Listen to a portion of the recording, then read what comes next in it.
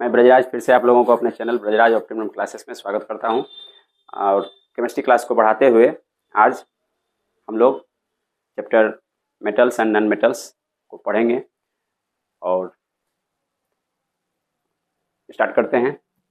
जैसा कि मैंने कहा था कि आज हम लोग चर्चा करेंगे धातु कर्म के बारे में, जिसको हम लोग इंग्लिश में कहते हैं मेटलर्जी। ठीक है। और मेटलर्जी से पहले एक टर्म आपको समझना पड़ेगा, minerals and ores. What are minerals? Minerals वो होते हैं, यानी वे पदार्थ होते हैं, चाहे वो तत्व हो या यौगिक हो, वो प्रकृति में अपने नेचुरल अवस्था में पाए जाते हैं। ठीक है, वो मिनरल्स कहलाते हैं। और ओर्स होता है क्या कि वैसे मिनरल्स, ठीक, जिसमें से कि मेटल्स आसानी से प्राप्त किया जा सके और थोड़ा प्रचुर मात्रा में भी प्राप्त कर सकें और उसको मार्केट में यूज कर सकें, तो वो ओर कहलाता है, यानी अयस्क। ठीक। अब इसी को निष्कर्षण करने की विधि जो होती है, निष्कर्षण से फिर रिफाइनिंग तक की जो विधि जो होती है, उसी को हम लोग मेटलर्जी कहते हैं। ठीक है। अब देखिए मेटलर्जी क्या होता है। Metallurgy is the process that is used for the extraction of metals in their pure form, है ना, यानी उसके प्योर फॉर्म में लाने की जो प्रक्रिया होती है, यानी एक्सट्रैक्शन से लेकर के रिफाइनिंग तक की जो पूरी प्रक्रिया होती है, उसी को हम लोग मेटलर्जी कहते हैं। ठीक। इसके कुछ प्रोसेस हैं, कुछ स्टेप हैं, उसको हम लोग समझते हैं। देखिए पहला है क्रशिंग ऑफ ओर, यानी ओर, अभी मैंने समझाया ओर क्या होता है, यानी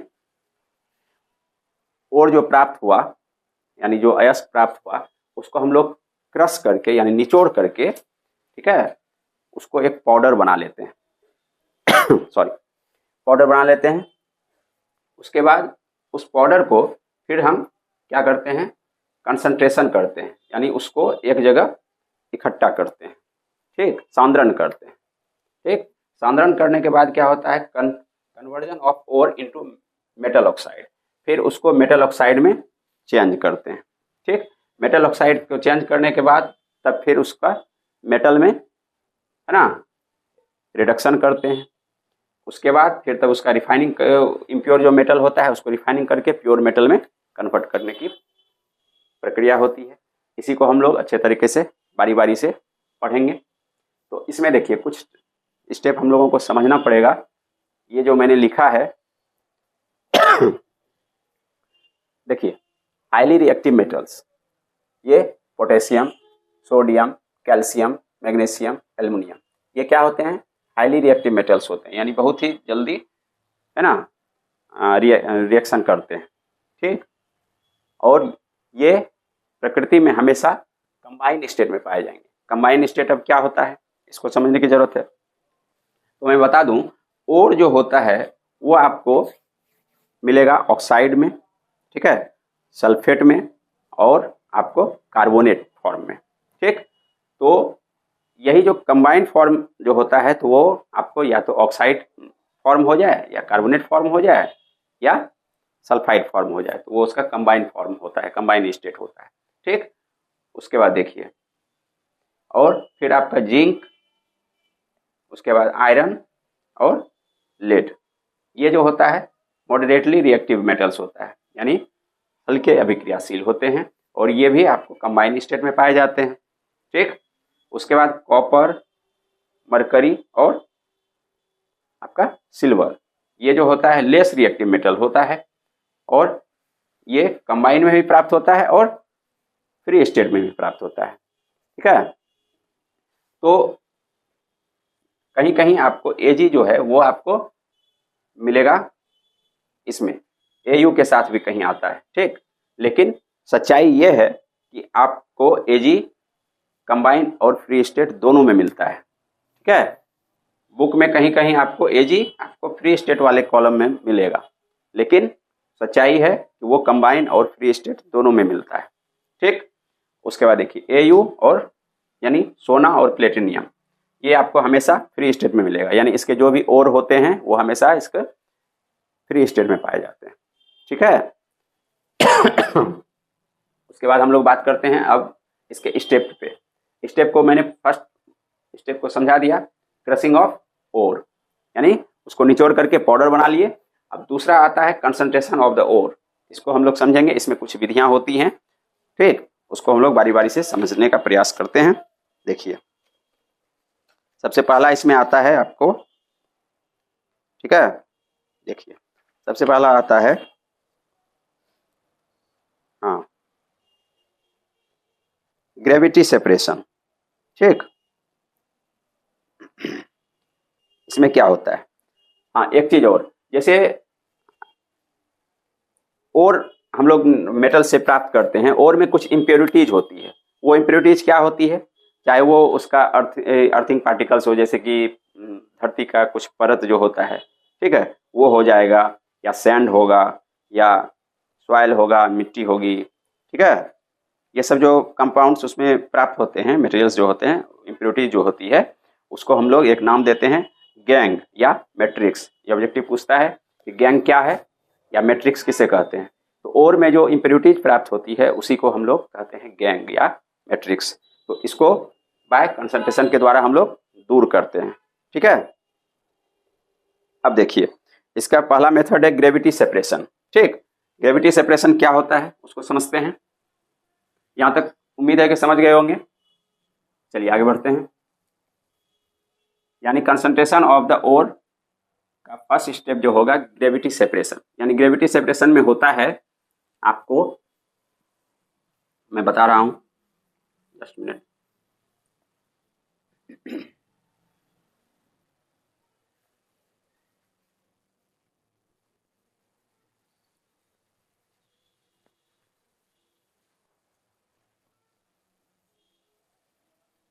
देखिए ग्रेविटी सेपरेशन में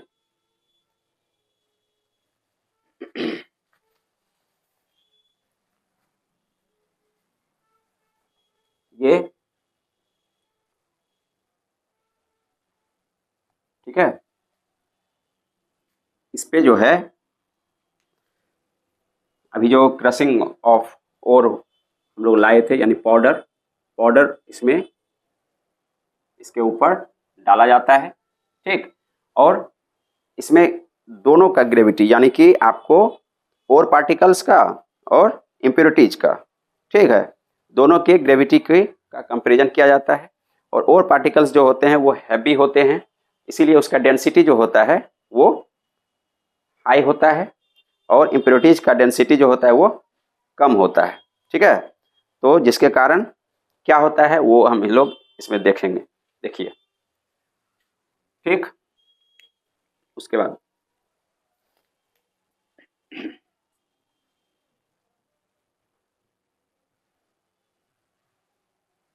ठीक है, यहां से अब वाटर आता है, यानी कि किसी भी बर्तन से, ठीक है, कीपर से ये वाटर इसमें उड़ेला जाता है, ठीक। इसमें जब वाटर इसमें उड़ेला जाता है, यानी डाला जाता है, तो होता क्या है, तो ये जो पाउडर ओर होते हैं, ये जो मैंने यहाँ पाउडर ओर लिखाया है, ये, ठीक है, पाउडर ओर आपको मैंने बताया कि वो हैवी होते हैं, इसके कारण वो इसमें जमा हो जाते हैं। तो ये जो है क्या है, और पार्टिकल्स है, ये इसमें जमा हो जाते हैं, ठीक। और जो इम्प्योरिटीज होती है वो पानी के साथ बह जाते हैं, ठीक है। और यही है आपको ग्रेविटी सेपरेशन, जिसको हम लोग हाइड्रोलिक वॉशिंग भी कहते हैं, ठीक है। यानी ये मेथड इस प्रिंसिपल पे काम करता है कि difference in the density of और पार्टिकल एंड इम्प्योरिटीज, यानी और पार्टिकल और इम्प्योरिटीज में उसके डेंसिटी में क्या डिफरेंस होता है, ठीक। यानी दोनों के डेंसिटी को बताता है, यानी जिसका हाई डेंसिटी होगा वो इसमें जम जाएगा, यानी कि देखिए इसके अंदर आ गया ना, यानी और पार्टिकल इसमें जमा हो गया, और यही तो कंसंट्रेट, इसी को कहते हैं कंसंट्रेटेड और, यानी एक निष्कासन हो गया, अब इसको निकाल करके इसका यूज किया जाएगा, और जो इम्प्योरिटीज है वो उसमें हट गए। दूसरा मैं बता रहा, इसका दूसरा प्रॉपर्टीज है, देखिए दूसरा प्रॉपर्टीज है आपका इलेक्ट्रोमैग्नेटिक सेपरेशन। इसमें क्या होता है देखिए, पहला समझ गए हाइड्रोलिक सेपरेशन। दूसरा होता है इलेक्ट्रो मैग्नेटिक सेपरेशन। इसमें क्या होता है देखिए, इलेक्ट्रोमैग्नेटिक सेपरेशन।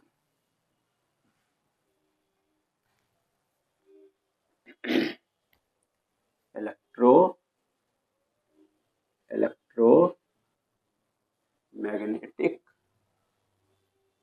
सेपरेशन। इसमें क्या किया जाता है, इसमें देखिए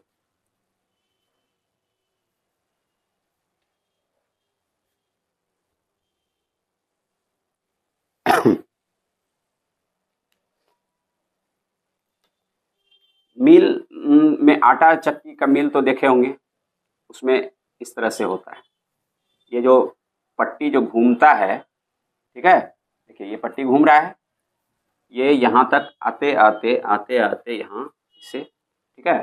तो इसमें जो मैंने दो बनाया हुआ है, ठीक है, इसके सर्किल, तो इसमें जो है एक मैग्नेटिक रोलर है, ये रोलर है, ठीक है। ये क्या है, इसमें मैग्नेटिक रोलर है ये,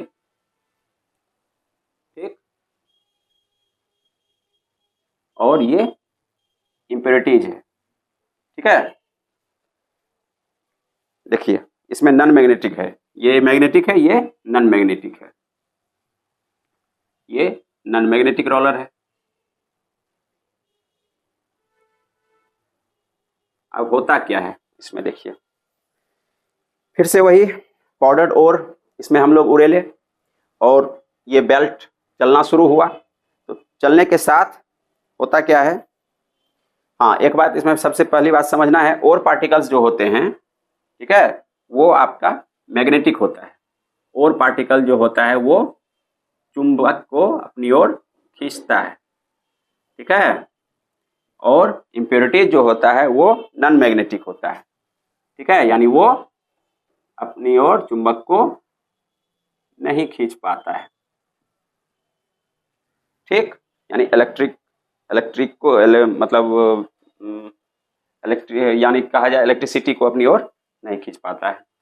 देखते हैं, अब यहाँ पे बेल्ट घूमना स्टार्ट हुआ, तो इसके साथ क्या हुआ देखिए, जब है ना, जब यहाँ पे आया, ये मैग्नेटिक है, मैग्नेटिक जब यहाँ आया तो अभी हम देखे क्या, इम्प्योरिटी जो है वो नॉन मैग्नेटिक है।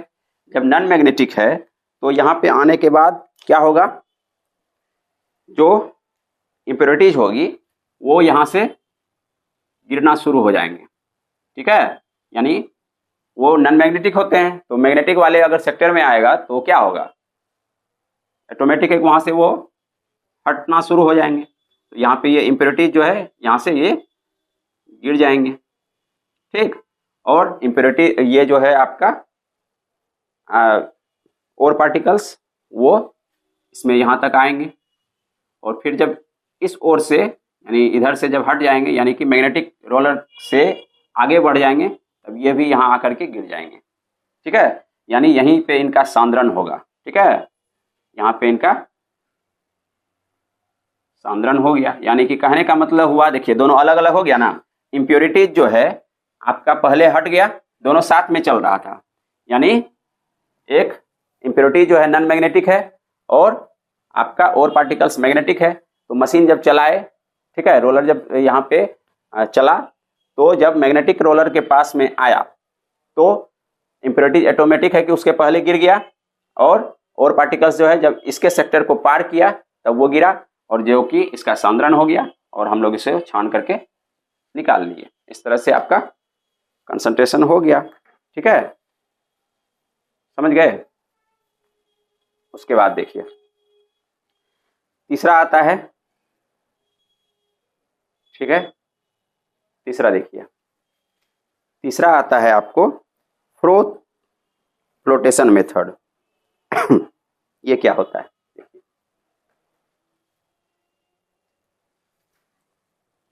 समझ गए। थर्ड आइए,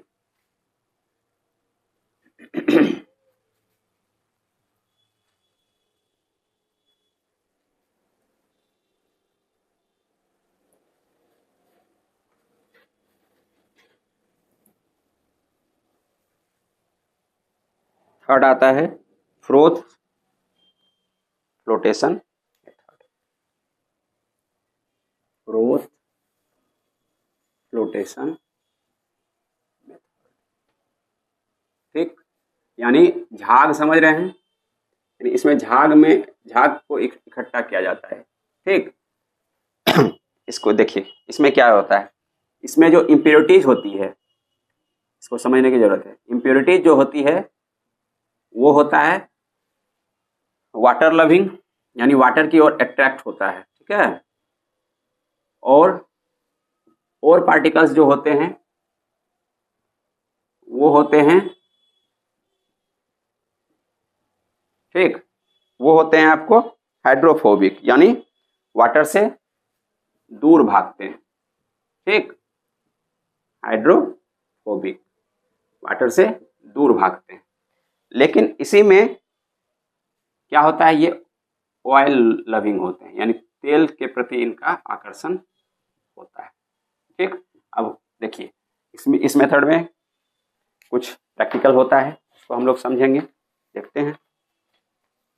एक बीकर लेते हैं, ठीक है, एक बीकर लिए, इस बीकर में पानी डालें। ठीक, पानी डालने के बाद इसमें देखिए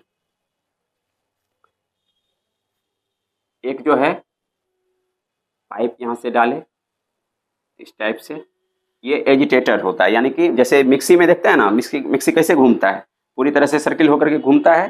ठीक, वो सबको पीस देता है।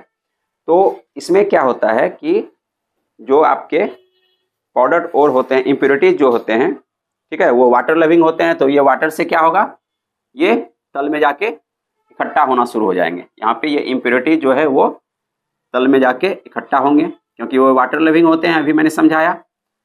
और ऑयल, ये और पार्टिकल्स जो होते हैं वो, हाँ, यहाँ पे इसके सतह पर एक तेल डाला जाता है, कोई भी तेल डाल दिए। ठीक है, तो वो और पार्टिकल जो होते हैं वो इस तेल के सतह पर भागते हैं, यानी कि जल से दूर भागते हैं। और यहाँ पर, ठीक है, ये जो मिक्सी के टाइप से ये जो चलता है एजिटेटर, वो इसमें झाग बना लेते हैं, और झाग बना लेते हैं, और इसमें से इस पाइप में कंप्रेस्ड एयर डाला जाता है, जिसके कारण ये झाग होता है। ठीक है, जो झाग होता है तो उसके कारण क्या होता है, और पार्टिकल्स जो होते हैं वो झाग के रूप में जमा हो जाते हैं, और इसी को सांद्रित करके, यानी ये सांद्रित हो जाता है, जो झाग के रूप में जब जमा हो गए तो सांद्रित हो गए। ठीक, जब सांद्रित हो गए तो उसको फिर हटा लिए। यही होता है आपको फ्लोथ, ठीक है, फ्रोथ फ्लोटेशन मेथड। उम्मीद है यहाँ तक समझ गए होंगे, फिर आगे क्लास में हम लोग पढ़ेंगे। ठीक है,